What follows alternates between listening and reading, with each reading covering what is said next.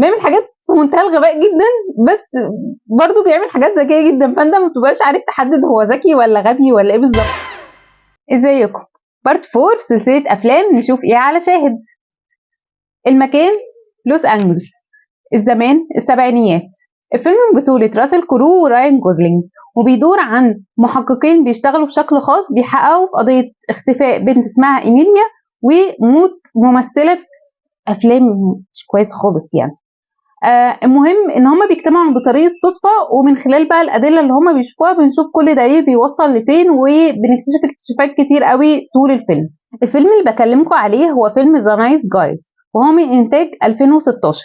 الفيلم ده اكتشاف لقدرات راين جوزلينج في الجزء الكوميدي. احنا طبعا شفناه بشكله الرومانسي في فيلم زي لالا لاند، او بشكل درامي في فيلم زي بلو فالنتاين، بس هتكتشف جانب جديد جدا في شخصيه راين جوزلينج، ان هو بيقدر يمثل الشكل الكوميدي، ولمفاجاه كان ناجح جدا. يعني اكتر اللحظات الكوميديه او اللي هتضحك عليها في الفيلم هو كان بطلها. هو محقق بيعمل حاجات في منتهى الغباء جدا، بس برضه بيعمل حاجات ذكيه جدا، فانت ما بتبقاش عارف تحدد هو ذكي ولا غبي ولا ايه بالظبط، بس النتيجة انك هتضحك حقيقي. راسل كرو برضو كان دوره حلو جدا، وهتلاقي دايما ان هو انعكاس للغباء اللي بيطلع من راين جوزلينج، فكانوا بيمثلوا قابل هايل جدا في ان هم ياخدوا يدوا مع بعض يعني.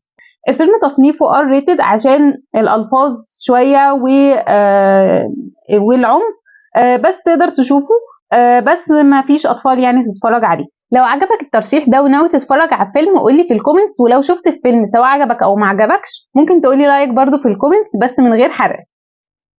سلام.